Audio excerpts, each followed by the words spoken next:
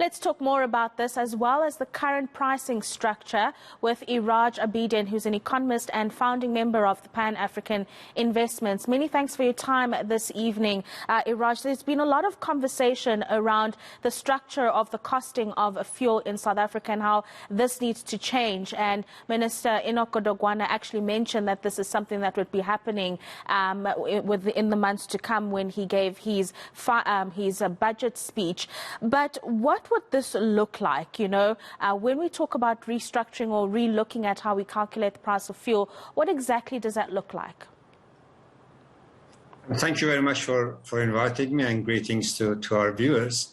What it would look like, I have no idea what the ministers have in mind, but technically we have a couple of variables to work with. The most important is 1/3 of the fuel price, the pump price that you and I pay, is taxed by the government.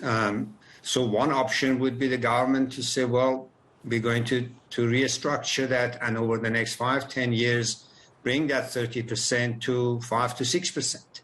That's where it should be. There's absolutely no reason for the tax on fuel being 30%, especially that government puts it into the general fund and they squander it around. It gives them addiction to this easily collected tax. And we've seen over time how this easily collected tax has risen from 10% to now 30%. And if you don't do anything about it, it will keep going because the easiest tax to collect and to raise.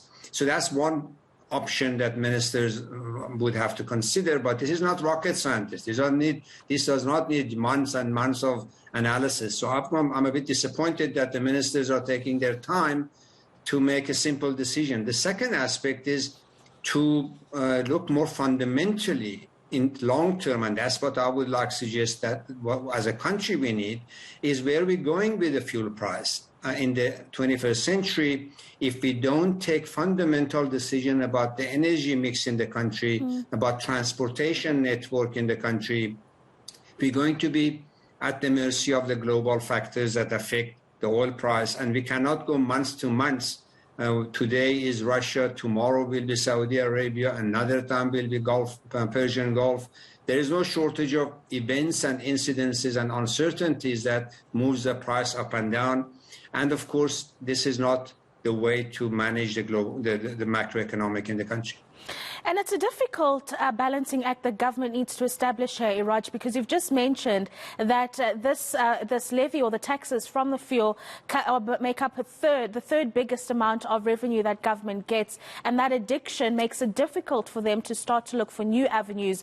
There have been the same songs being sung around structural reforms and finding other avenues of growth in the country, and this simply hasn't happened. So, I mean, it's optimistic that we have these conversations, but whether or not they will bear any fruits is another story altogether.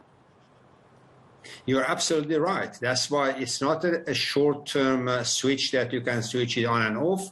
The government has got liabilities on the expenditure side, very, very pressing expenditures that we all know about: COVID and non-COVID related, poverty support, unemployment support, health, education, police, etc., etc.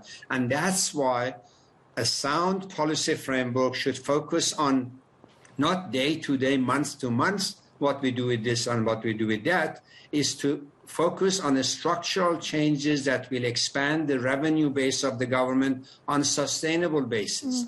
And only if when the government does that, it can then say, okay, now that I collect more taxes from economic activity and from personal income tax, corporate income tax, I can then let go of this. So there must be a synchronization between energy policy, fuel pricing structure, and the urgency with which the government restructures the economy in order to revive growth on a sustainable basis.